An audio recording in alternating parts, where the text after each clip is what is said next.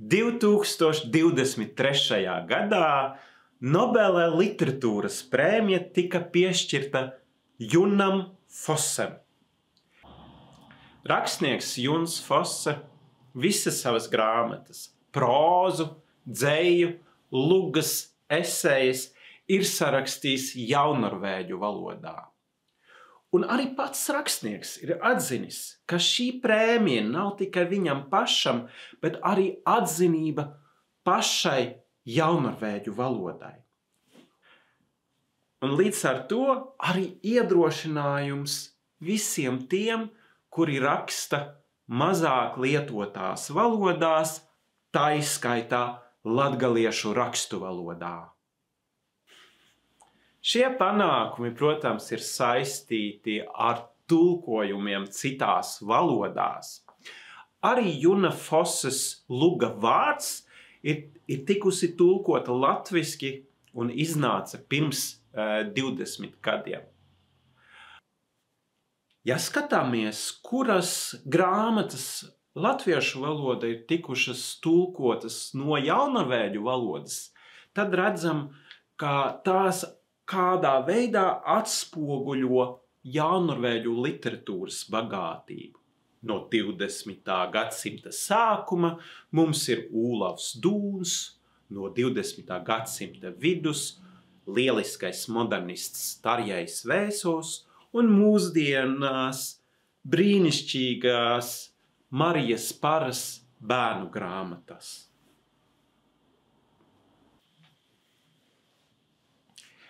Taču tulkošanai jānotiek vairākos virzienos. Proti, diža literatūra var tapt, ja tajā valodā jau ir labi tulkojumi no citām valodām. Jaunnorvēģu valodā sāka nopietnāk tulkot pirms kādiem 100 gadiem. 1921. gadā iznāca jauna derība jaunnorvēģu valodas tulkojumā, un vairāki sengrieķu un latīņu darbi tika izdoti jaunnorvēģu valodā.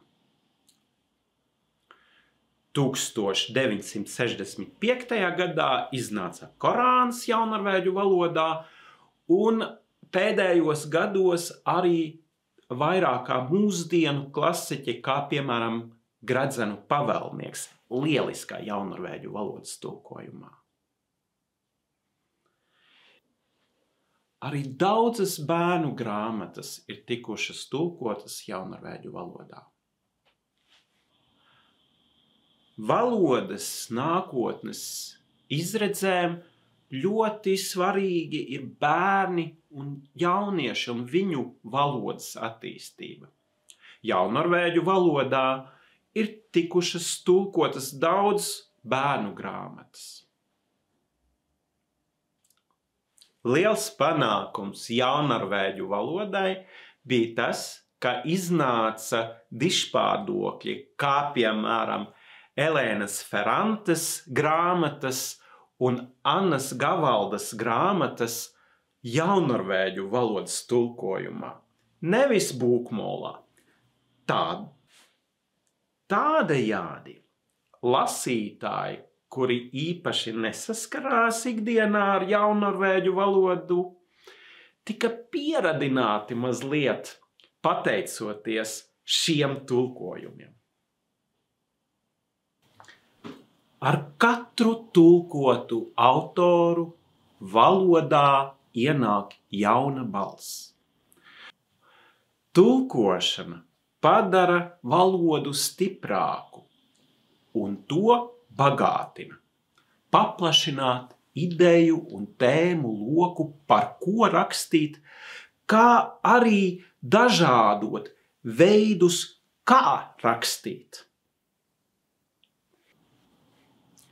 Tādēļ ir svarīgi, lai latgaliešu un citi mazāk lietoto valodu literāti nevien raksta, bet arī tulko literatūru mūsdienu senu literatūru, bērnu un jauniešu literatūru, dokumentālu prózu, populāru zinātnisku literatūru.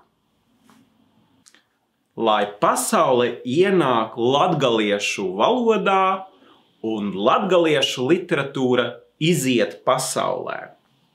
Tas pats attiecās uz citām mazāk lietotām valodām.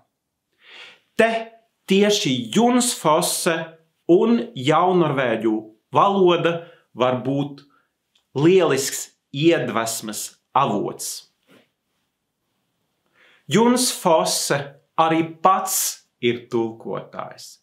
Jaunorvēģu valodā viņš ir tulkojis Beketu, Rilki, Kafka un Džoisu. Arī Henrika Ibsena Pēru Gintu viņš ir pārlicis jaunorvēģu valodā.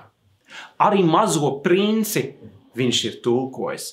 Un tas ir viens no retajiem darbiem, kuri tikuši tulkoti arī latgaliešu rakstu valodā. Un kā būtu, ja nākamo Fosses darbu, ko tulkojam latviešu valodā, netulkotu latviešu literārajā valodā, bet gan latgaliešu rakstu valodā?